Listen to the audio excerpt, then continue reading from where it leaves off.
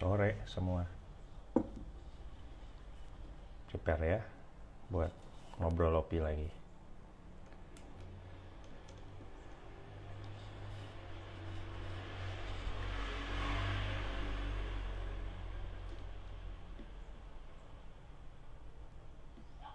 Oke, saya coba.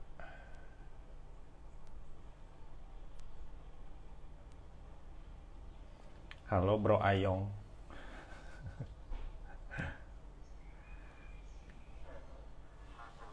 Mau ikutan ngobrol?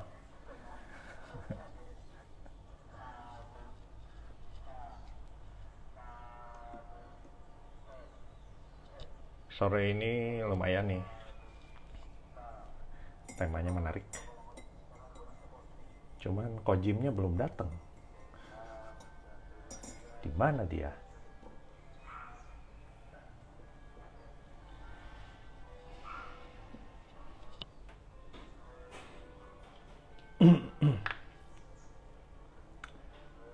Baik-baik, Yong.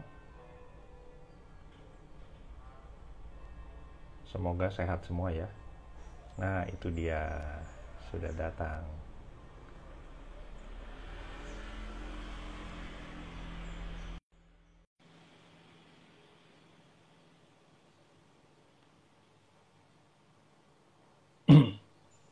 Sore-sore. Selamat sore. Wah, Berhasil, tampil. Hah? Tampilannya canggih sekarang. Berhasil. Cuma gue jadi kecil. Iya, Biarin lah. Kan yang penting obrolan ya. iya. Wais. Kenapa mulai plus? Oh, enggak. Memang begini penampilannya. Aslinya mau begini. Iya. Aslinya pakai kacamata. Oh, Kacamata gitu. ini maupun kacamata ini. Tuh. Ini Nah, teh kacamata banget. Udah gak bohong. Ini kalau ini kacamata jauh. Jadi jauh dekat udah burem. jauh dekat ganti kacamata. Nggak pakai progresif. Kalau hari-hari ya begini. Cuma kalau pas keluar malam begini ya, atau pas lagi tugas kemana gitu, selalu pakai yang ini. Iya. Ini kan kalau kena matahari jadi hitam. Oh iya, ada yang begitu betul. Oh, koneksinya yang siapa nih yang reda? Yang gue kayaknya. Si saya nih, kayaknya koneksi saya nih. Kayaknya, oh gitu. Kayaknya sih untuk ngingetin juga, atau mungkin ada yang nanti pertama kali nonton, gue perkenalin lagi ya. Walaupun ini udah episode 5. Iya. Yang lagi bicara sama saya ini Coach Jimmy ya. Lebih senang dipanggil Coach Jimmy atau Kojim? Kojim aja lah, Kojim. Kojim. Kojim Tapi asik aja. juga manggil Coach tuh, asik juga loh. Iya. Ya, Coach Jimmy ini holistic life holistic atau gimana? Holistic life coaching. Holistic life coaching ya. Yeah. Sementara yang di sebelah sini gue katanya tampang pelawak.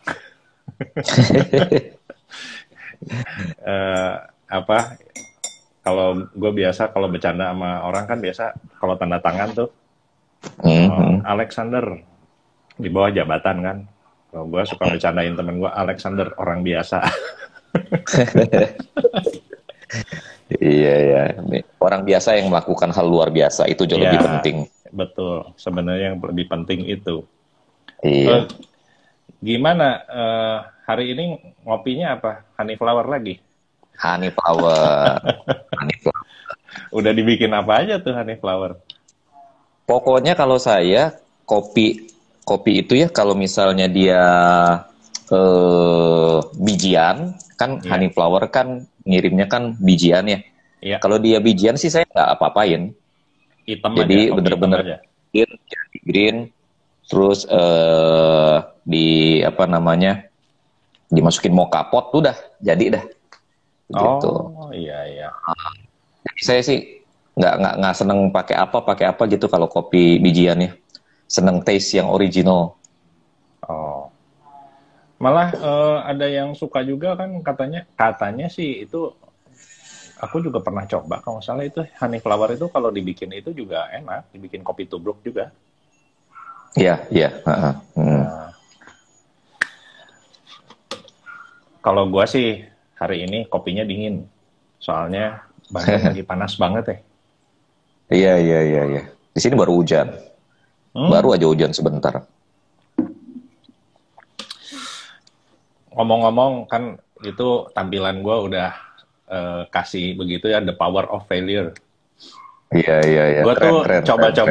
coba-coba pakai tampilan ini itu maksudnya Ah, supaya kalau ada yang join di tengah-tengah tuh tahu kita lagi ngomongin apa gitu. iya, iya, iya, betul, betul, betul, betul. Ya, Hmm. sebagaimana yang kemarin tengah malam gue mulai tampilin di feed ya, kan Ah, kadang-kadang kalau lagi kita kan mau bicara soal gagal. mm. Nah, ternyata kan kegagalan itu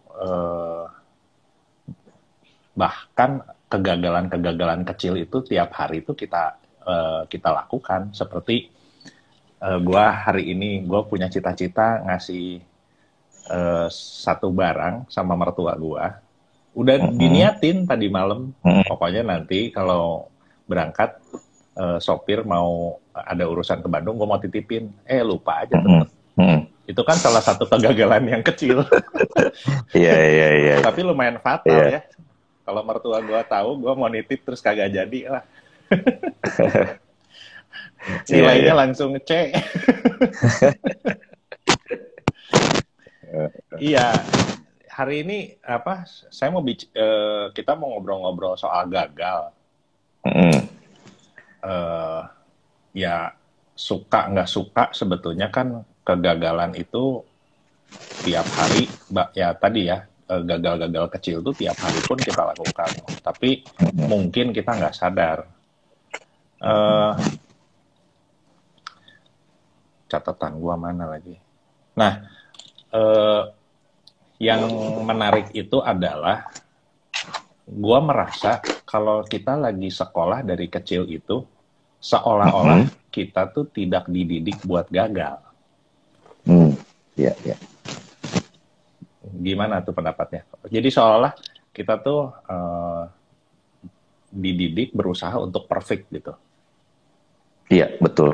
Dan kita sebetulnya gini, kita juga tidak dilatih untuk accept failure ya, tidak dilatih untuk menerima kegagalan, tidak dilatih untuk mengakomodir kegagalan. Padahal sebetulnya kemampuan untuk mengakomodir kegagalan adalah salah satu kunci kesuksesan. Ya, ya, bagaimana enggak? Karena kan dalam proses untuk mencapai kesuksesan kan kita tidak selalu berhasil, begitu loh. Ya. Kita tidak selalu, kita akan mengalami jatuh bangun. Nah, itu sebabnya di dalam proses untuk meraih kesuksesan itu kita perlu mengembangkan kemampuan untuk memanage kegagalan atau untuk mengakomodir kegagalan. Nah, kalau misalnya kita tidak mampu mengakomodir kegagalan, maka kita akan tenggelam di dalam kegagalan, kita tidak akan pernah bangkit, dan kita tidak akan pernah mencapai kesuksesan. Itu sebabnya penting sekali untuk bisa mengelola kegagalan. Cuma rasanya ya kalau lagi kecil tuh, waktu misalnya nih, kebetulan gue lagi SD tuh suka juara kelas, coach. Gue tuh kalau lagi SD tuh suka juara kelas. Jadi kalau misalnya nilai gue nggak 10, itu mama gue tuh kadang-kadang bisa, ya lu kenapa ini salah satu nih? Padahal kalau enggak lu sempurna. Ya itu mungkin belum tentu ya maksudnya sedikit banyak hal-hal seperti itu tuh kan sebetulnya kita sering temui. Bukan cuma dari orang tua, tapi mungkin dari teman-teman, dari lingkungan, biasanya kan seolah-olah tanpa disadari kasih pressure supaya kita tuh perfect gitu. Iya, iya. Gimana, Coach? Kalau dalam keseharian sering nemuin klien yang kayak begitu? Sebenarnya sih gini, kegagalan adalah salah satu menu kehidupan yang tidak bisa dihindari, siapapun orangnya ya. Cuma kurang di blow up ya kayaknya. Sebetulnya ya tergantung lingkungan juga sih. Kalau misalnya kita bergaul dengan orang-orang yang sudah katam menerima dirinya, kita akan sering mendengar kisah-kisah kegagalan mereka. Bahkan sebetulnya kalau saya bergaul dengan teman-teman yang pengusaha sukses begitu ya, ketika saya tanya mereka, kenapa kok bisa sampai ke level ini begitu di dalam hidup? Kenapa kok kokoh atau om atau bapak kok bisa sukses ini? Maka hal pertama yang mereka ceritakan justru bukan kunci suksesnya. Hal pertama yang mereka ceritakan justru adalah kegagalannya. Sebetulnya seperti itu. Jadi mereka ceritakan betapa susahnya perjuangan mereka, bagaimana mereka gagal, bagaimana mereka bangkit lagi. Dan di dalam pengalaman saya sebagai coach gitu ya, saya lebih banyak, atau di dalam interaksi saya dengan orang-orang ini, saya lebih banyak berjumpa dengan orang-orang yang lebih suka menceritakan kegagalan mereka sebetulnya daripada menceritakan keberhasilan mereka. Gitu. Gue juga sebetulnya senang sih cerita soal gagalnya gue. Nah, Coba tergantung sama siapa gitu. betul. Karena ada orang-orang yang seringkali tidak menghargai keterbukaan, tetapi malah mengeksploitasi keterbukaan. Begitu sih sebetulnya. Ya, salah satunya sih gue harus mengakui sepanjang karir gue desain rumah, bangun rumah, ada rumah-rumah yang gue desain gagal gitu. Gagalnya tuh menurut gue cukup fatal. Cukup fatalnya dalam sisi fungsi atau dalam sisi, wah udah jadinya tuh misalnya di sisi itu tuh jadi riskan, misalnya bocor terus. Tapi karena kesalahan desain gitu.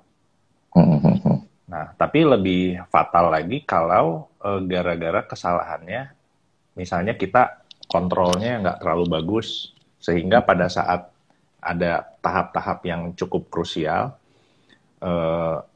namanya SDM, kita kan kalau SDM kita kan lebih takut sama figur kan daripada takut sama aturan. Iya. Nah, kadang-kadang kan gitu, jadi ya udahlah ini biar gampang begini, dan nggak mikir nantinya berakibat fatal gitu. Ya itu ada beberapa, bahkan yang sampai gua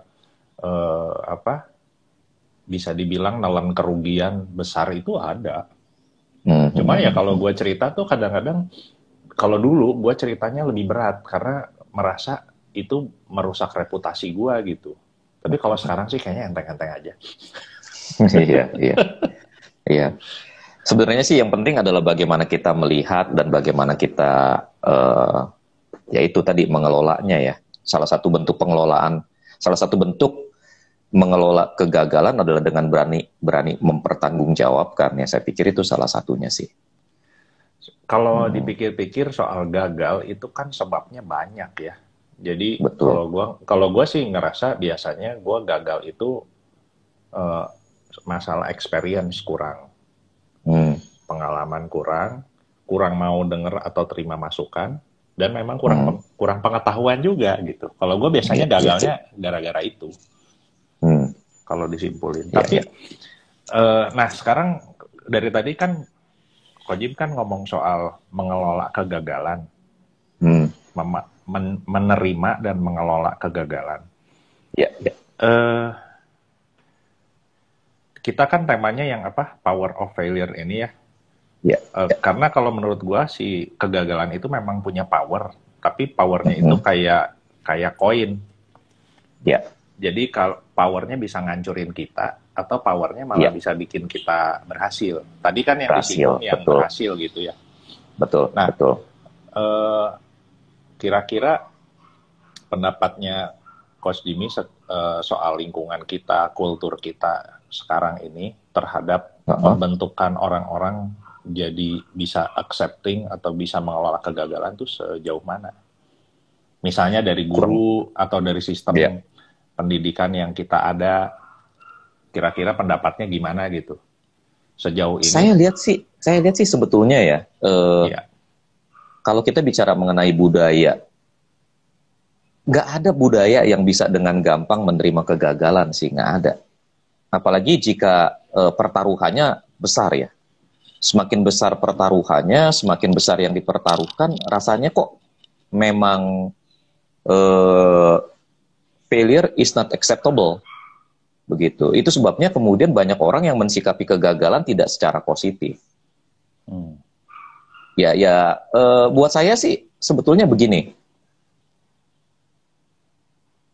Let it be lah.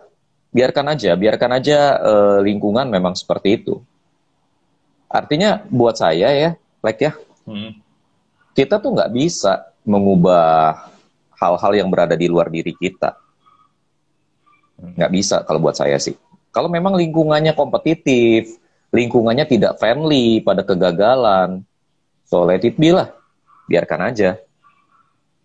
Yang harus kita perhatikan adalah kitanya sebetulnya. Kita tidak bisa mengubah apa-apa di luar diri kita, tapi kita bisa selalu mengubah apapun di dalam diri kita. Kuncinya lebih ke arah sana sih. Kuncinya di diri kita masing-masing itu ya. Betul. Nah, tapi tipsnya gimana tuh, kan lingkungan pressure terus, ngasih pressure terus, tapi di diri kitanya harus ngerubah. Nah, gimana ngatasinnya gitu? Padahal lingkungan tuh semua kayak begitu. Apa artinya kita harus tinggalin lingkungan itu? Iya. Atau sekarang hari gini, sejenak atau gimana gitu? Ya, buat saya sih yang pertama kali harus kita lakukan adalah kita harus ingat bahwa tidak ada kesempatan kedua. Seringkali tidak ada kesempatan kedua. Itu yang kita harus paham dulu. Apa yang kita sebut dengan kesempatan kedua sebetulnya bukan kesempatan kedua, tetapi kesempatan untuk melakukan hal yang baru dengan nilai yang mungkin kurang lebih sama. Contoh misalnya, contohnya gue aja contohnya. Ya, misalnya tadi bangun rumah gagal gitu. Iya, misalnya lu tadi bangun rumah gagal gitu kan. Iya. Lalu kemudian orang langsung bilang, wah ini jelek ini, aduh gimana nih, si Alek mah nggak bisa dipakai lagi begitu ya. Terus kemudian ada yang bilang, udahlah kasih kesempatan kedua lah, kasih dia kesempatan kedua. Sebetulnya itu bukan kesempatan kedua, Alek. Itu bukan kesempatan kedua, karena rumah yang kemudian harus lu bangun adalah rumah yang baru, bukan rumah yang dulu lu gagal bangun. Betul. Gitu loh. Jadi nggak ada kesempatan kedua sebetulnya. Every opportunity is a new opportunity, begitu loh. Oh, ini ada King Azaria, salam dari SMP Kristen Maranatha Pontianak buat Kojim dan semuanya, Tuhan berkati. Sama-sama Pak ya. Salam Tuhan balik ya. Semuanya. Semoga teman-teman yang di SMP Kristen Maranatha Pontianak, saudara-saudara di Pontianak juga bisa tune dengan acara kita ini dan bisa diberkati juga. Begitu ya, Lek ya? Ya. Setiap Rabu ya jam 4 sore. Istri saya sih bilang ini bukan prime time, prime time. Karena mungkin ada orang-orang yang di jam-jam ini justru malah lagi lagi banyak kegiatan, ibu-ibu harus menyiapkan masakan begitu ya, menyiapkan anak buat sore. Tapi prime time jam berapa? Jam 7 ke atas. Nah, jam 7 ke atas biasanya banyak pemain gede yang udah pakai jam itu, dan mungkin orang lebih prefer untuk denger itu gitu loh. Ya kan? Dan lagi jam-jam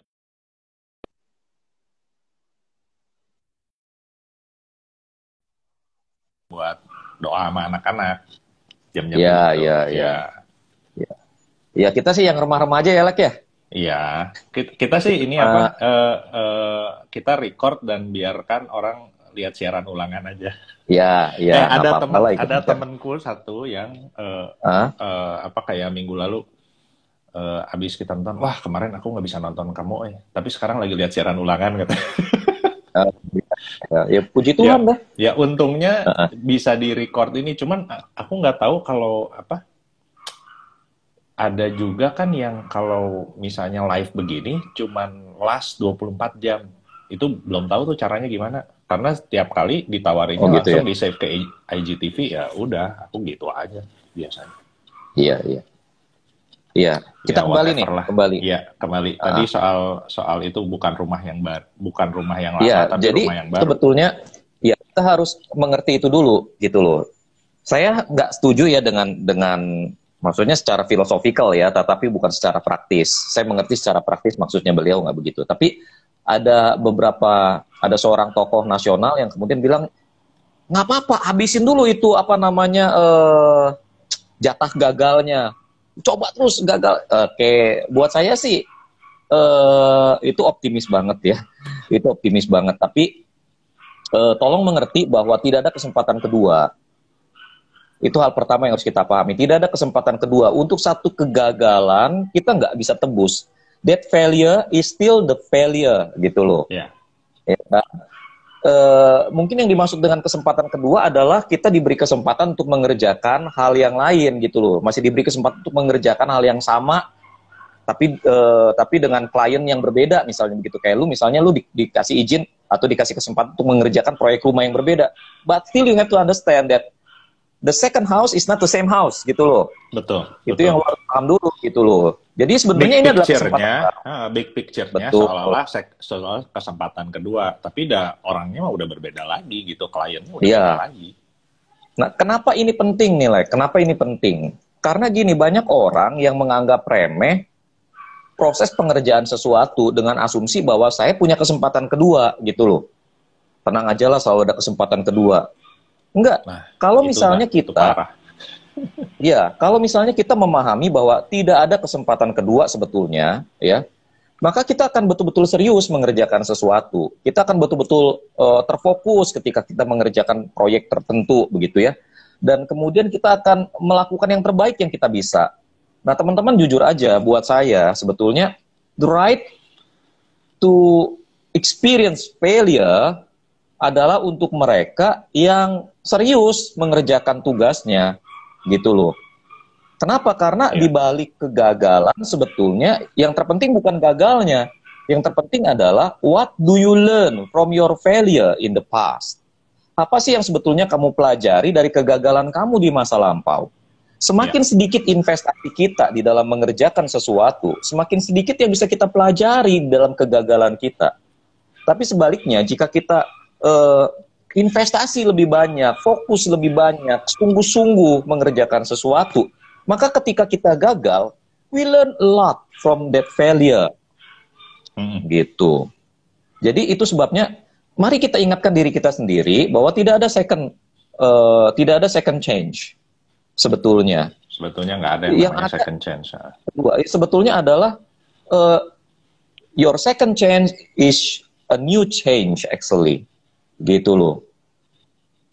Itu sebuah kesempatan yang baru yang harus kita kerjakan dengan lebih baik. Yang gagal akan tetap menjadi rekod loh. Ya kan? Ya, sekarang betul. Gini, lu gagal ngerjain ini rumah. Terus lu dikasih kesempatan ngerjain rumah yang baru. Terus begitu lu ngerjain rumah yang baru is the second house, lu kerjakan dengan begitu baik. Terus rumah yang pertama tiba-tiba otomatis jadi baik. Enggak lah. Dia mah akan tetap jadi proyek yang gagal. Gitu. Iya, dengan kata lain, our record itu nggak pernah terhapus. Ya, kegagalan itu akan tetap jadi cerita hidup kita. Kita nggak bisa hapus itu dengan sebuah kesempatan baru.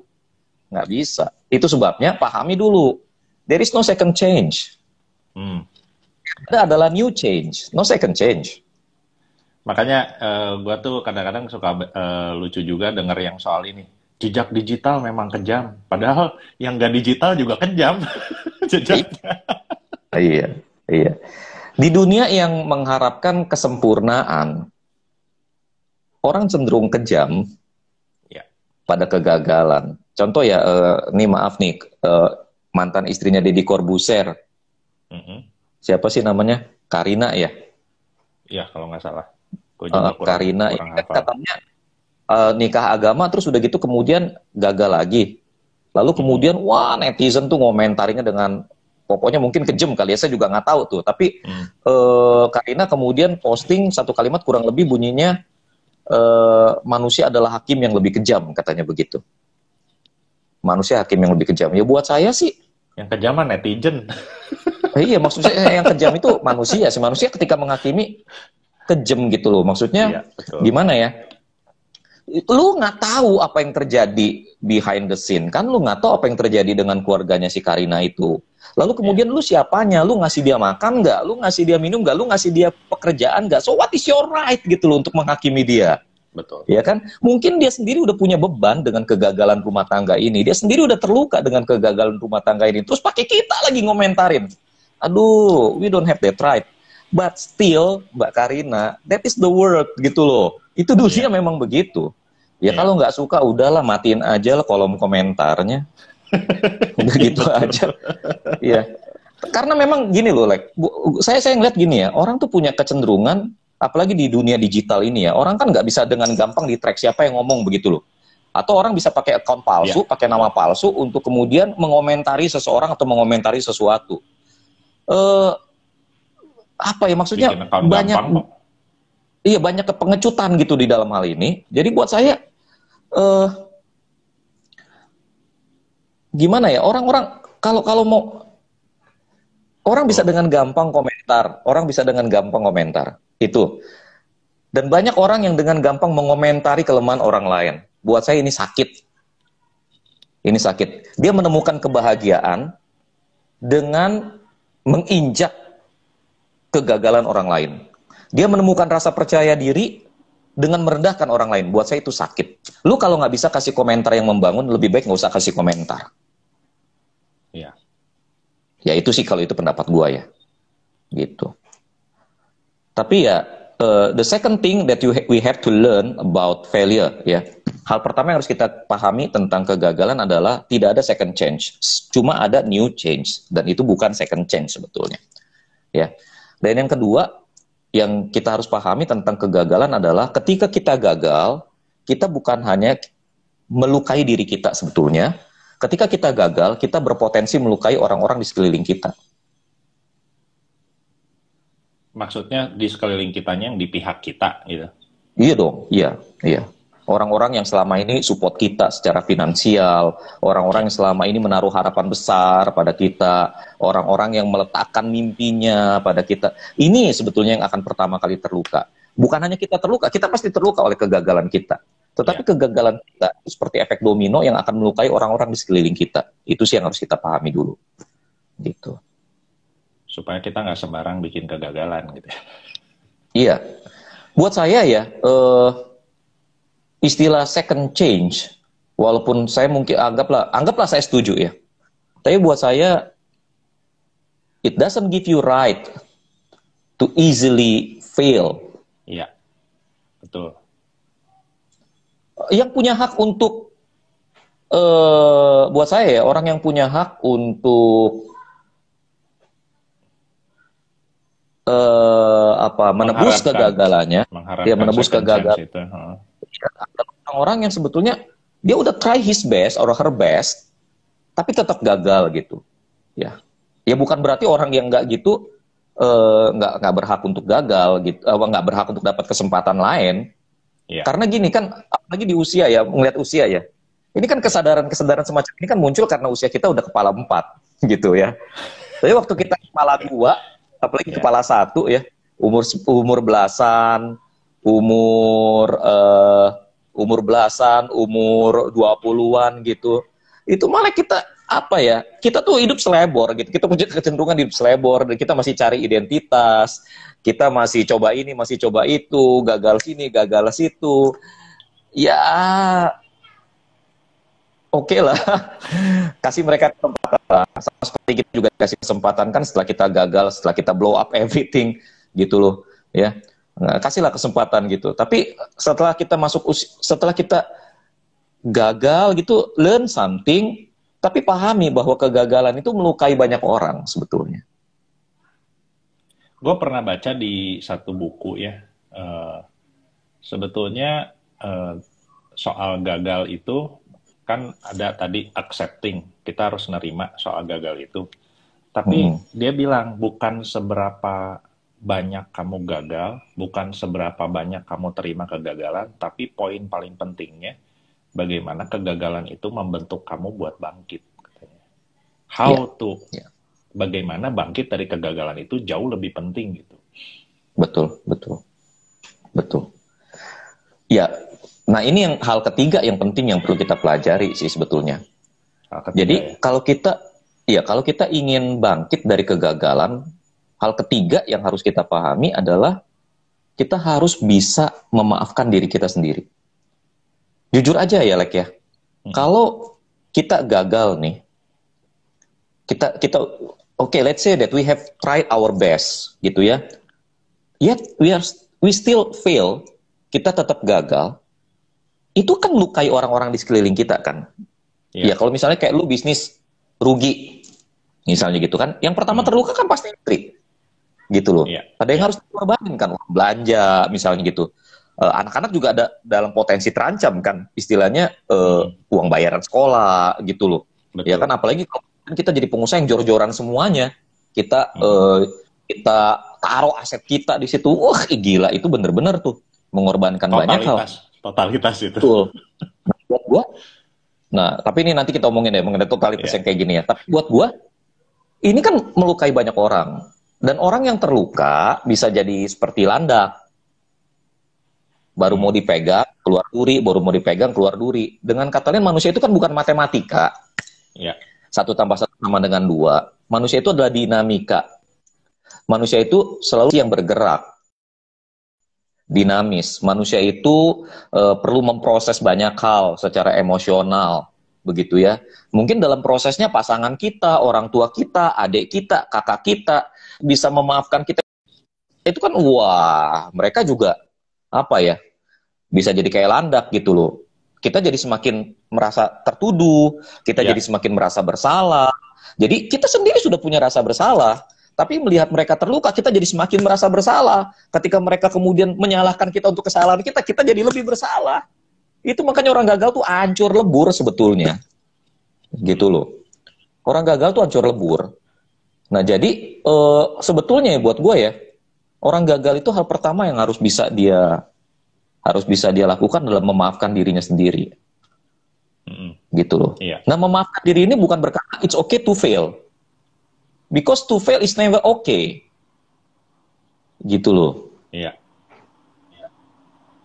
Jadi memaafkan diri itu artinya saya memaafkan diri saya memang gagal. Saya nggak mengatakan bahwa kegagalan saya oke. Saya tidak mengatakan bahwa kesalahan saya oke. Saya hanya mengatakan bahwa saya gagal. Dan saya memaafkan diri saya karena saya gagal, gitu. Itu dulu sih yang ketiga sih, itu yang penting. Nah, proses memaafkan diri sendiri itu biasanya gimana? Gue jadi tertarik nih. Kayak gini lah. Lu bawa mobil, lu nyetir mobil. Di depan lu ada lubang gede. Kalau lu masuk ke lubang itu, as mobil lu patah. Pertanyaannya, lu mau ngapain? Ya menghindar lah. Menghindar. Kenapa lu mau menghindar? Ya gua nggak mau patah asnya. Iya. Lu harus menerima kenyataan bahwa di depan itu ada lubang. Dan lu akan celaka kalau lu paksain itu lubang. Lu paksa terobos itu lubang. Lu harus menghindar. Betul gak? Betul. Menerima kegagalan ya kayak gitu. You cannot undo what has been done. Lu nggak bisa. Kalau udah terjadi, ya udah terjadi. Lu nggak bisa bikin itu nggak terjadi, brother. Pokoknya asnya udah patah gitu. Iya, kalau bisa juga gue pengen. Iya.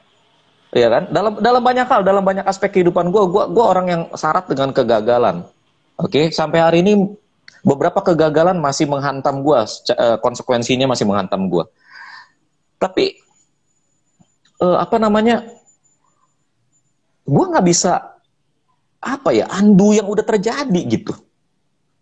Nggak bisa. Gue pengen banget. Kalau bisa gue pengen banget. Kalau ada itu time machine gitu ya, gue disuruh jual ginjal, gue jual ginjal tuh untuk beli itu tuh.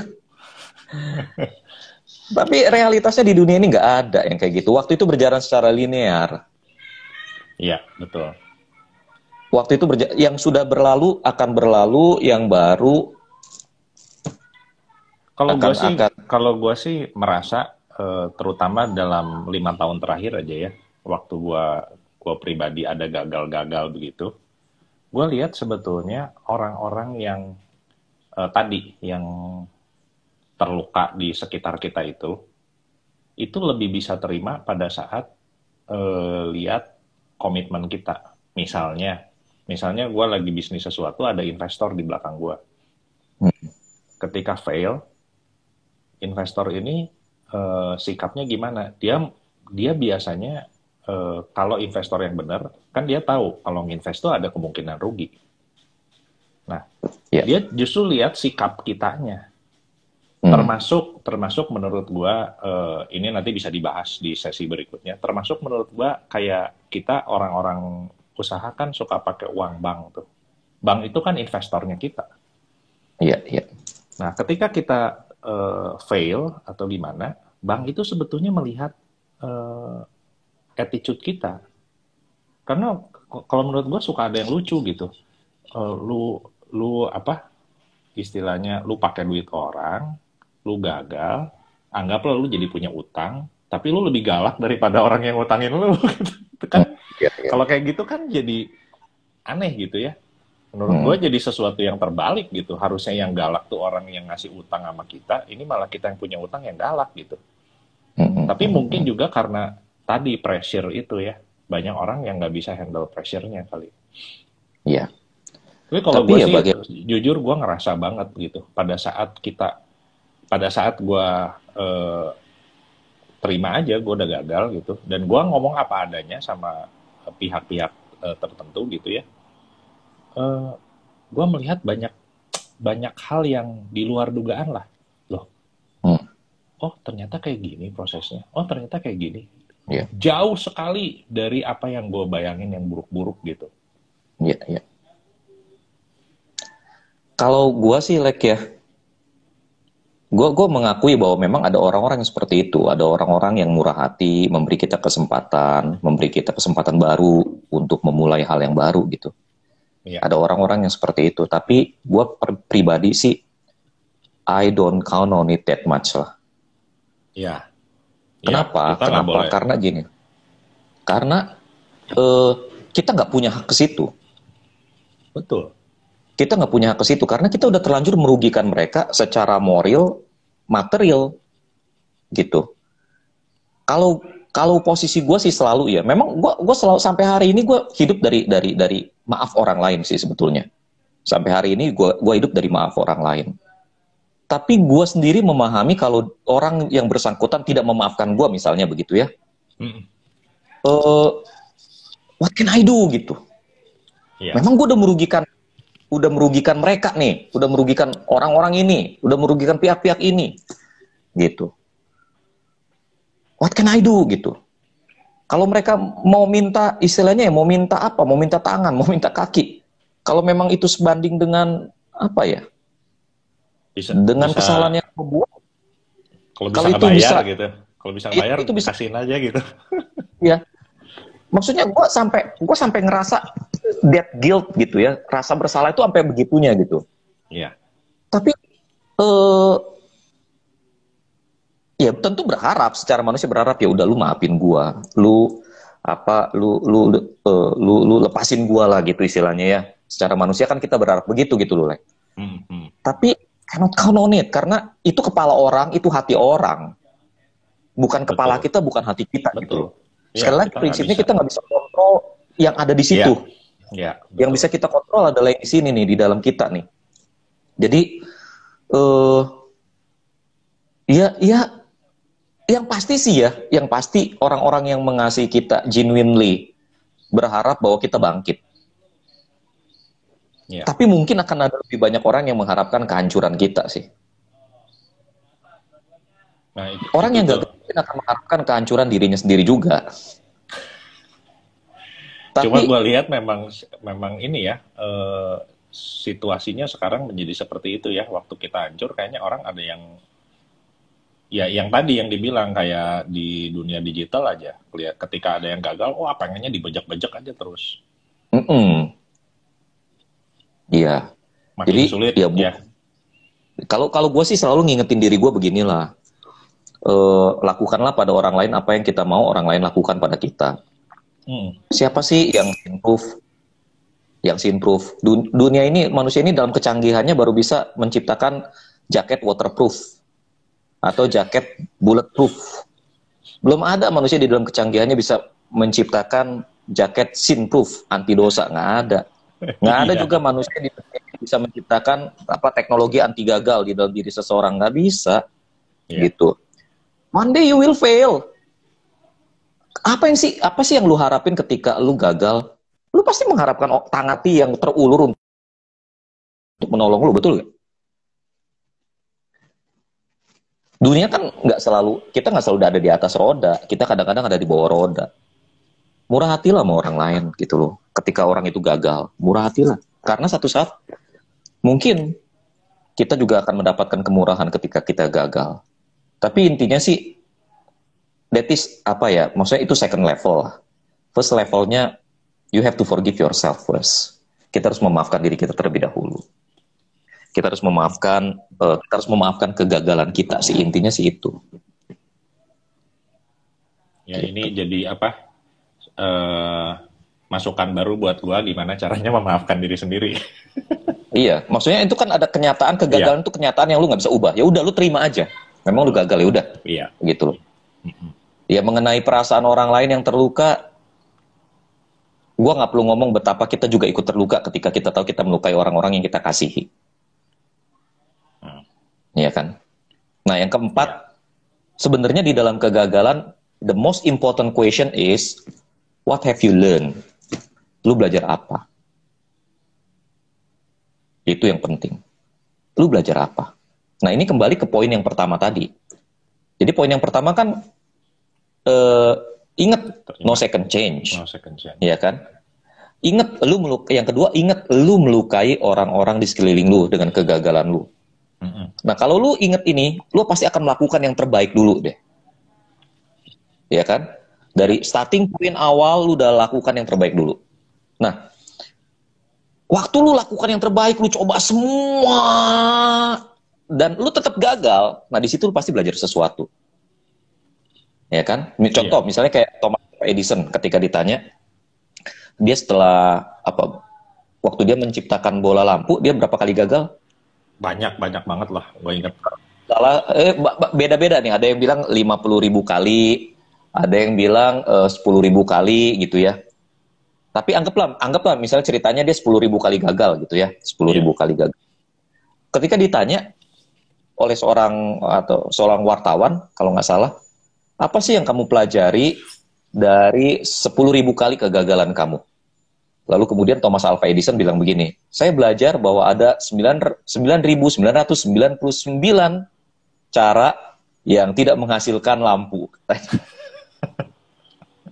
Tapi kan dari trial yang gagal itu, dia menciptakan sesuatu yang lain gitu loh. Betul. Kan? Dari trial yang gagal, dia menciptakan satu penemuan yang berbeda. Gitu. Nah, ini hanya mungkin ketika orang itu serius mengerjakan pekerjaan yang dia lakukan. Gitu. Jadi sebetulnya, what have you learned from your failure? Itu sih yang paling penting sih. Jadi kalau kita udah dapat pelajarannya itu power yang positifnya kita bisa dapat gitu ya. Karena kan yang paling penting kita end up-nya si failure ini bisa jadi power yang positif nggak gitu kan? Iya. Maksud gue sih supaya yang dengar hari ini juga nggak takut pada saat dia gagal gitu. Atau dia nggak mau coba karena takut gagal. Kalau menurut gue itu juga sesuatu yang salah juga. Disayangkan nggak mau coba karena takut gagal gitu. Lu kalau nggak coba mana tahu lu gagal apa berhasil? Siapa tahu ternyata lu berhasil kan? Bodoh kalau lu nggak mau coba. Iya, betul. Gitu. Ya. Nah, yang kelima poin terakhir gua nih ya. Ya. Kalau kita menghadapi kegagalan, yang kelima itu selalu take a break. Jadi lu udah coba do something, you have try your best in everything, in every aspect of your life, and then you fail, just take a break. Get a cup of coffee, find your friend, go to the beach, go to the forest, whatever lah. Have time, enjoy your time. Ambil waktu dulu, jeda. Biarkan jiwa kita beristirahat bareng sejenak.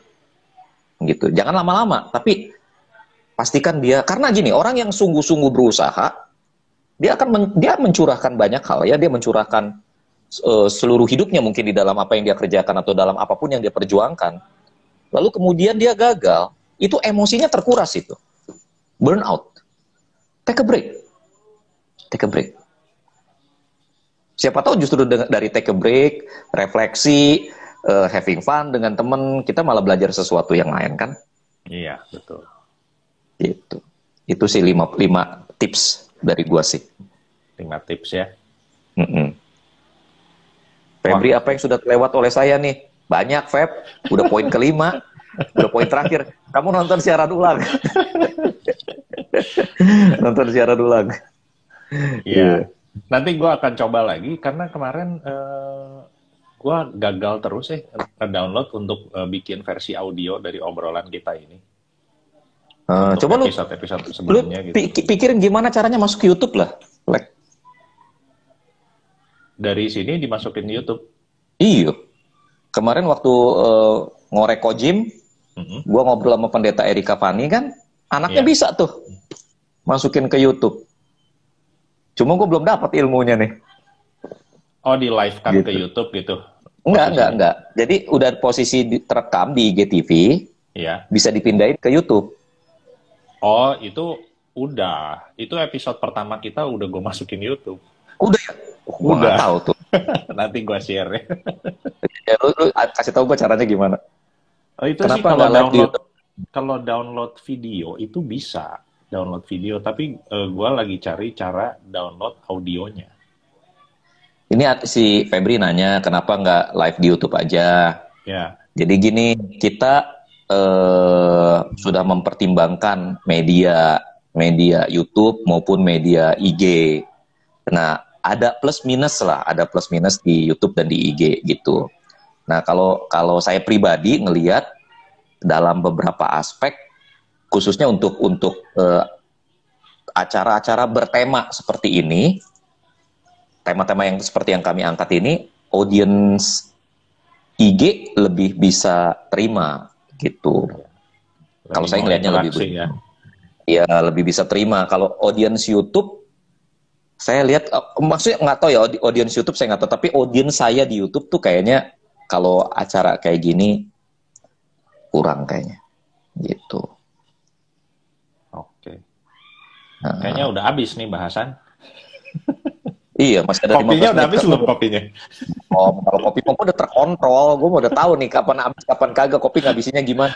Mungkin ada yang mau bertanya kali, Lek. Silakan dibuka, Lek. Kalau ada yang mau komen atau mau tanya, silakan diketik biar kita bahas. Atau mungkin ada yang mau ngusulin untuk tema berikutnya. Boleh silakan. Wah, itu masih sempat ngunyah lagi. Iya. Anak-anak gua tadi nonton TV sambil ngemil begini. Nah, habis langsung dah gua ke bagian pembersihan gua. Ya, biasa kan kita bapak-bapak begitu, bagian tong sampah. Bagian pembersihan. Jangan bilang tong sampah. Paket sayang. Oh iya, paket sayang. Sayang dipijen.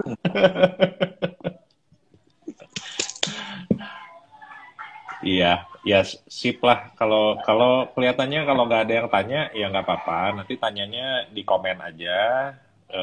Kalau kita sanggup jawab tuh, Laupo gua baru masuk sekarang lagi. Udah mau habis. Nanti kalau pertanyaannya di komen, ya kita jawab aja semampunya. Iya. Jadi gini teman-teman, saya sama Ko Alek nih ya. Ini kan kami usianya udah usia kepala 4. Ya, orang bilang sih life begin at 40. It is true indeed. It is true indeed. Artinya begini, bukan berarti bahwa di usia 40 ini kehidupan seseorang bisa lebih baik. Gitu ya. Bukan, nggak selalu begitu artinya. Atau di usia 40 ini orang bisa lebih mungkin untuk mencapai kesuksesan. No. That's not it. Tapi di usia kepala 4 ini kami melihat hidup dengan cara berbeda gitu. Ada banyak hal yang kami maknai kembali gitu. Betul. Contoh kayak misalnya kalau misalnya di usia 20 gitu ya, di usia 20-an, di usia 30-an saya selalu berpikir bahwa ada kesempatan kedua. Tenang aja, ada kesempatan kedua. Dan saya selalu percaya bahwa saya akan selalu mendapatkan support, saya akan selalu mendapatkan dukungan gitu.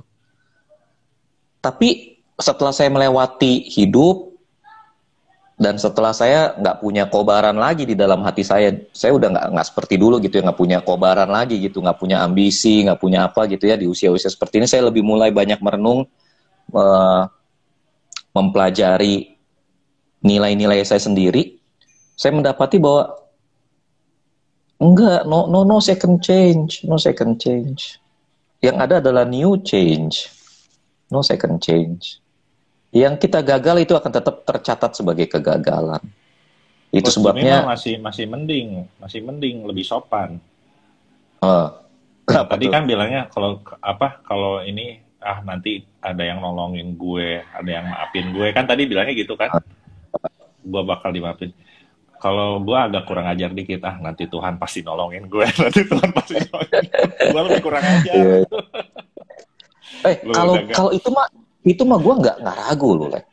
Karena gini, gue selalu melihat gini, dalam perspektif kekekalan ya, Allah pasti tahu bahwa kita akan gagal nih. Iya. Allah tahu setiap belokan hidup kita. Allah tahu kita akan berhasil atau kita akan gagal. Allah tahu, dan Allah sudah mengutus anaknya yang tunggal, Yesus Kristus, untuk mati di atas kayu salib untuk menebus dosa kita sebelum kita bahkan dilahirkan. Gitu. Di dalam kemahatauannya tentang kegagalan kita, dia tetap mengasihi kita sebesar itu. Gitu. Jadi Allah tetap akan mengampuni, Allah tetap akan menerima kita apa adanya. Masalahnya orang-orang di sekeliling kita nggak selalu begitu. Mereka bukan Allah. It's okay. Maksudnya it is not their fault. Mereka kan bukan Tuhan. Gitu loh. Ya mereka bisa terluka. Keluarga khususnya ya. Keluarga itu kan maksudnya keluarga kandung ya, keluarga darah ya, keluarga darah. Saya nggak ngomong istri, nggak ngomong suami. Karena suami atau istri itu kan ikatannya hati dan ikatannya hukum. Ya kan? Ada kesalahan-kesalahan fatal yang pasangan nggak bisa terima, cerai. Ya kita nggak bisa salahin itu. Gitu. Tapi keluarga darah, kemungkinan besar akan tetap menerima kita karena keluarga darah. Paham ya maksud saya? Iya, betul. Lu nggak bisa undo itu. Maksudnya papa mama udah pasti tetap akan terima kita. Kan mereka nggak bisa batalin kita jadi anak. Pecat jadi anak gitu ya. Cancel. Kan nggak bisa batalin kita jadi saudara, nggak bisa. Emang udah lahirnya begitu gitu kan ya. Sehingga mau nggak mau, ya tetap harus terima kita, harus gitu loh. Ada semacam keharusan, walaupun kemudian mereka bisa aja menolak, tapi itu sesuatu yang sangat apa ya, nggak wajar lah gitu ya. Contoh kayak kasusnya Nuske sama John Kay kan. Iya. John Kay diduga mengupayakan pembunuhan atau merancang pembunuhan pada John Kay ya. John Kay dia diduga mengupayakan pembunuhan pada Nuske. Iya. Dan Nuske-nya saya ini pamannya, mau bagaimanapun saya pamannya gitu loh. Mau bagaimanapun saya akan tetap berusaha untuk menyelesaikan ini secara kekeluargaan gitu ya. Walaupun hukum tetap jalan ya, tapi kan ya itu namanya keluarga gitu. Ya, mau dibunuh bagaimana ya paling kagak tanya-tanyaan, tapi ketika momennya tiba tetap semua keras itu mungkin akan bisa lumer, akan bisa cair pada waktunya gitu. Ya. Tapi bagaimanapun poinnya di sini nih, poinnya mereka tetap akan terima kita, tapi bukan berarti mereka tidak terluka. Itu sih poinnya. Iya. Mereka akan terluka. Selalu ada lukanya atau selalu ada akibatnya gitulah. Iya. Terima, diterima, tapi akibat tetap ada. Waktu gua gagal studi ya, waktu gua gagal studi di seminari, adek gua nomor 3. Itu ngelihat mata gua dalam-dalam, lalu kemudian kok kita orang tuh bangga lu sama lu kok gini sih. Dan itu satu kalimat, dan itu dia keluar kalimat itu 20 tahun yang lalu.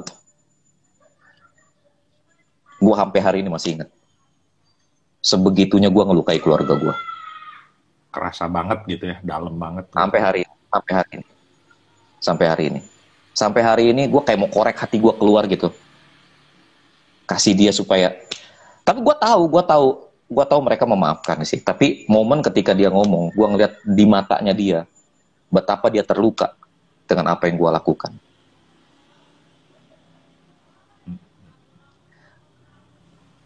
Ya, never excuse yourself for your failure. Yeah. Do not blame others for your failure. It is your decision, it is your effort, it is your failure. Own it. Own it. Accept it. It is your failure. Own it. This is mine. Jangan blame others, don't give them any excuses. Ya, saya sudah melukai kamu, maafkan saya, ampuni saya. Saya sudah gagal, maafkan saya, ampuni saya. Kegagalan saya melukaimu, maafkan saya, ampuni saya. Dan ya, live with the consequences. But forgive yourself and start from the beginning. Ya. Itu baru sih. kita bisa ngubah itu jadi power kita gitu ya. Betul, betul. Sebenarnya nggak, ini kalimat penutup mungkin gitu ya. Masih lama sih sebetulnya, tapi kalau dari gue sih begini lah, Lek. Kita harus selalu ingat bahwa ketika kita bertemu dengan failure, kita tuh seperti ketemu kuda liar. Jadi lu lagi jalan di tengah hutan, lu udah kecapean, lu tahu jarak tempuh lu masih jauh, tiba-tiba di depan lu ada kuda liar. Pilihan lu cuma dua. Lu taklukkan dia atau biarkan dia pergi. Kalau lu biarkan dia pergi, berarti lu mau nggak mau akan terus terseok-seok. Mungkin lu akan mati di tengah jalan. Masih jauh ya. Tapi kalau lu berusaha untuk mengendalikan dia, mungkin lu akan selamat. Gitu. Jadi kegagalan ini seperti apa ya? Seperti pedang bermata dua. Kalau lu berhasil taklukkan, kalau lu berhasil mengakomodir, lu bisa jalan hidup lebih baik. Tapi kalau lu gagal mengakomodir, lu membiarkan kegagalan itu menjadi monster yang setiap hari menghantui hidup lu. Lu akan hidup dengan itu, men. Bahkan lu akan semakin hancur. Yeah. Kegagalan itu akan menjadi hantu yang setiap malam menggerogoti hidup lu. Jadi, you have no choice. Kalau lu pengen hidup, dan lu pengen hidup nyaman, you have no choice. You own your mistake, you own your failure, you accept it, you learn from it. You forgive yourself. Gitu. Iya. Einstein bersabda. Kata dia nih, ini adalah orang yang sempat dirumahkan karena disleksia. Orang ini. Oh iya, disleksia, betul. Mamanya never give up. Dan Einstein alih-alih menyesali menangisi disleksia dia, malah menggunakan disleksia dia untuk mengembangkan imajinasinya. Sampai dia menemukan teori relativitas. Teori relativitas kalau kita belajar dari sejarahnya Einstein, buat saya sih lebih seperti percikan-percikan imajinasi yang liar. Tapi kemudian bisa dia buktikan kebenarannya, teori relativitas. Gitu. Nah, teori relativitas ini juga yang menjadi dasar saya bicara pada teman-teman. Ya, terima kasih bro untuk hadir ya. Jadi buat saya teori relativitas. Jadi di dalam ilmu fisika itu kan ada seolah-olah alam semesta ini ada pasti menurut Newton. A, B udah pasti. Tapi Einstein membuktikan bahwa enggak. Ada banyak opsi di dalam alam semesta ini. Ada banyak opsi bahwa segala sesuatu di masa depan bisa berubah sesuai dengan opsi yang kita ambil hari ini. Jadi teman-teman, selama kita, walaupun kita gagal, pahami bahwa kita punya opsi dalam hidup kita. Dan opsi itu akan menentukan kualitas masa depan kita kelak. Itu sih. Thank you banget nih atas obrolan kita hari ini. Nanti gua upload dan teman-teman yang baru bergabungnya belakangan bisa nonton siaran ulangan. Nantikan lagi kita Rabu depan. Dengan tema dan isu-isu yang lainnya. Kalau ada yang spesial ingin dibahas, silahkan ya.